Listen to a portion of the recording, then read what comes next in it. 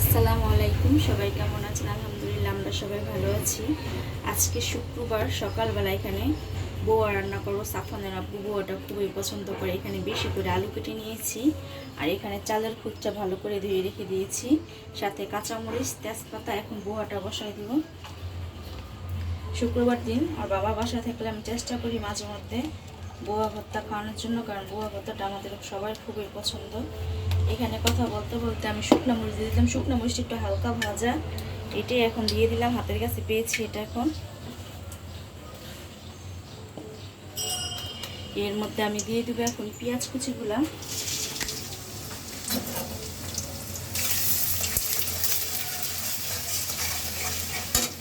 সাথে তেজপাতাগুলো দিয়ে দিব।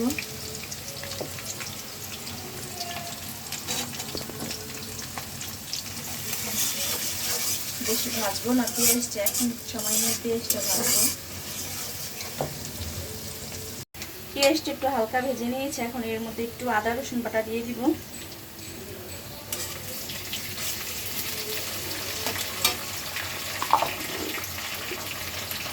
খুঁটটাও দিয়ে দিব। এই আদা রসুনের সাথে একটু ভেজে নিব।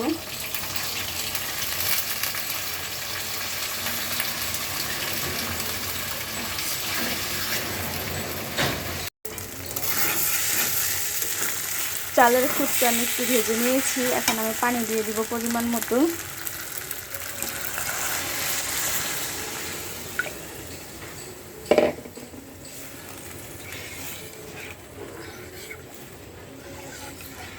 এই পানিটা যখন বলক আসবে তখন আমি কেটে রাখা আলুটা দিয়ে দিব। এখন আলুটা দিয়ে দিলে গলে যাবে। এই যে চিকন চিকন করে, খুবই চিকন করে আলুটা কেটেছি, এখন দেওয়া যাবে না। এখানে স্বাদ মতো লবণ দিব।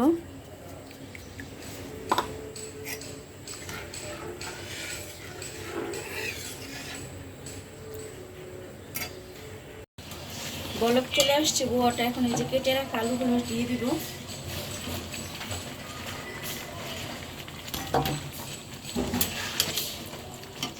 খুদের চেয়েও আলুর পরিমাণ বেশি, এত আলু দিয়েছি।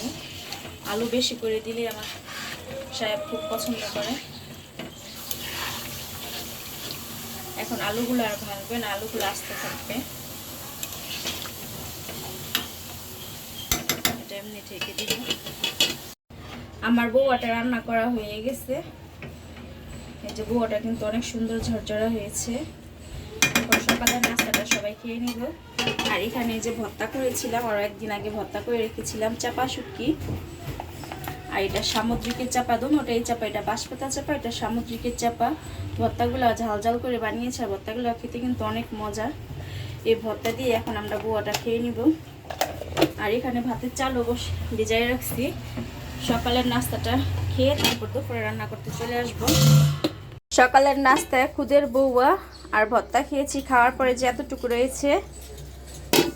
আর এখন দুপুরে রান্না করতে চলে আসছি। এখানে ভেন্ডি কাঁচামরিচ পেঁয়াজ কেটে নিয়েছি, ভেন্ডি ভাজি করবো। আর এখানে কলিজা রান্না করব, কলিজা ভুনা করব। কলিজাটা আমি আগে একটু হলুদের গুঁড়া দিয়ে একটু পানি দিয়ে বসিয়েছি। একটু একটা ভাপ দিয়ে নিব, তাহলে যে ভিতর থেকে রক্তটা সেটা বের হয়ে যাবে সম্পূর্ণটা। আমি কলিজা সবসময় এভাবে রান্না করি। প্রথমে একটু হলুদ দিয়ে এভাবে ভাপ দিয়ে নিই। আমি ভেন্ডি ভাজিটা করে নিচ্ছি। আর এখানে যে কলিজাটা, গরুর কলিজা, এটা গরুর কলিজাটা আমি ভালো করে ধুয়ে পরিষ্কার করে এভাবে ছোটো ছোটো করে কেটে রেখেছি। সাথে গরম মশলা আর পেঁয়াজ কেটে রেখেছি। ভাজিটা হলে গরুর কলিজাটা রান্না করে নিব। বেশ এখন অল্প আছে। আমার ভেন্ডি ভাজিটা হয়ে গেছে, আমি একটা বাটিতে বেরিয়ে রাখছি। আর এখানে কলিজাটা গুঁড়া করে নিব। প্রথমে আমি আদা রসুন জিরা বাটা দিয়ে দিলাম। এখন সব গুঁড়া মশলাগুলো দিয়ে দিব। একটু কলিজা গুঁড়াটা একটু ঝাল ঝাল করে রান্না করব, তাই আমি এখানে পুরো 1 টেবিল চামচ দিয়ে দিলাম শুকনো মরিচের গুঁড়া। এখন দিব হলুদের গুঁড়া। এখানে হলুদের গুঁড়া দিয়ে দিলাম 1/2 টেবিল চামচ।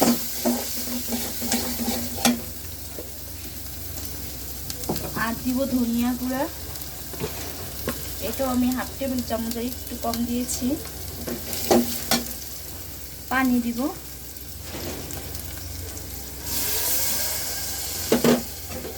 লবণ দেওয়া হয়নি, এটা আমি এখানে স্বাদ মতো লবণ দিয়ে দিব। এখানে আমি স্বাদ মতো 1 টেবিল চামচ লবণ দিয়ে দিলাম। এখন ভালো করে মশলাটা কষিয়ে নিব। মশলাটা আমি ভালো করে কষিয়ে নিয়েছি। এখন আমি গরুর কলিজাটা কেটে রেখেছি, এটা দিয়ে দিব। গরুর কলিজা আর আলু একসাথে আমি কষাই নিব ভালো করে। আর আমি কিছু আলু কেটে দিয়েছি এখানে। আমি দুপুরে রান্নাটা করে নিয়েছি। এই যে ভাতটা আমি একটা ভোলের মধ্যে বেড়ে রেখেছি। এখানে ঢেঁড়স ভাজি আর এখানে গরুর কলিজা ভুনা করেছি। কলিজা ভুনাটা আমি একদম মাখা মাখা করে ভুনা করেছি। সাথে 2 পদের ভর্তা আছে। এটা দিয়ে আজকে আমরা দুপুরে খাবো। বিকালবেলা বাচ্চাদেরকে নিয়ে একটু বাইরে যাওয়ার কথা আছে, যদি যাই তাহলে অবশ্যই শেয়ার করব। আর সাফনের আব্বু এখন নামাজ পড়ে চলে আসছে, খাবারটা গুছাই নিব, সবাই একসাথে খেয়ে নিব। ঠিক আছে, তাহলে দুপুরে খাওয়া দাওয়া শেষে একটু রেস্ট নিয়েছিলাম। বিকালবেলা বাচ্চাদেরকে নিয়ে যেখানে বের হয়েছি।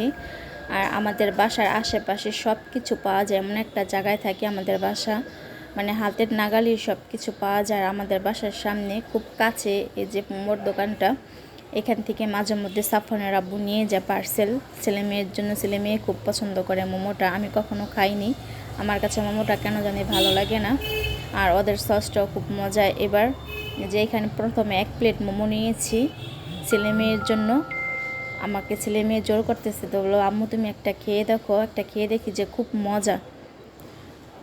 তারপর আবার পরপর 2 প্লেট অর্ডার করেছি, সাথে নাগা মোমো অর্ডার করেছিলাম। এখন তো আমার খুব পছন্দ হয়ে গেছে, মানে খাওয়ার পর আগে আমি কখনো খাইনি এই মোমোটা। সবসময় সাফনের আব্বু পার্সেল নিয়ে গেলে ছেলে মেয়ে খায়, সাফনের আব্বুও খায় না। আমার কাছেও তেমন একটা ভালো লাগে না। ছেলে মেয়ে বলাতে একটা খেয়ে দেখি যে অনেক মজা। এতদিন এত মজার খাবারটা আমি মিস করেছি। খেয়ে কিন্তু আমরা পরপর আরও 2 প্লেট অর্ডার করেছি। মাঝে মধ্যে এরকম বাচ্চাদেরকে নিয়ে বের হলে একটু ভালোই লাগে, নিজের কাছেও ভালো লাগে। সারাক্ষণ তো বাসার কাজটা ছেলে মেয়ে নিয়ে ব্যস্ত থাকি, আমরা সবাই ব্যস্ত থাকি। তারপরও নিজেদের একটা সময় দেওয়া উচিত, যেন মাঝে মধ্যে বাচ্চাদেরকে নিয়ে বের হলে বাচ্চারাও ভালো থাকে, মনও ফ্রেশ থাকে, আমাদেরও মনটা ভালো থাকে। এই যে এখানে মোমোগুলা খেয়েছি। সাফনের আব্বা বাসায় এসে আমাদের সাথে আসেনি, ওনার একটু কাজ আছে। আমরা 3 জনে চলে আসলাম মোমো খেতে। আর এখানে কিন্তু খুব মজা করে আমরা মোমোগুলা খাচ্ছিলাম।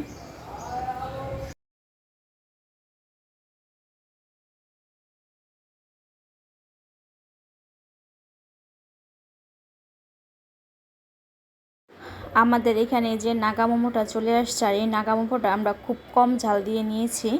আমাদের জিজ্ঞাসা করেছিল বেশি ঝাল দিবে কিনা, আমরা বলছি যে না, মিডিয়াম ঝাল দিবেন, কারণ এত ঝাল খাওয়া যাবে না। এটা এমনি মিডিয়াম ঝাল নিয়েছি, তারপর অনেক ঝাল লেগেছে। আর মোমোটা কিন্তু খুবই মজার ছিল। এই ফার্স্ট টাইম আমার মোমো খাওয়া, আমি এর আগে কখনো মোমো খাইনি। এখানে মোমো খেতে খেতে আপনাদের কাছ থেকে বিদায় নিব। সবাই ভালো থাকবেন, আমাদের জন্য দোয়া করবেন। আল্লাহ হাফেজ।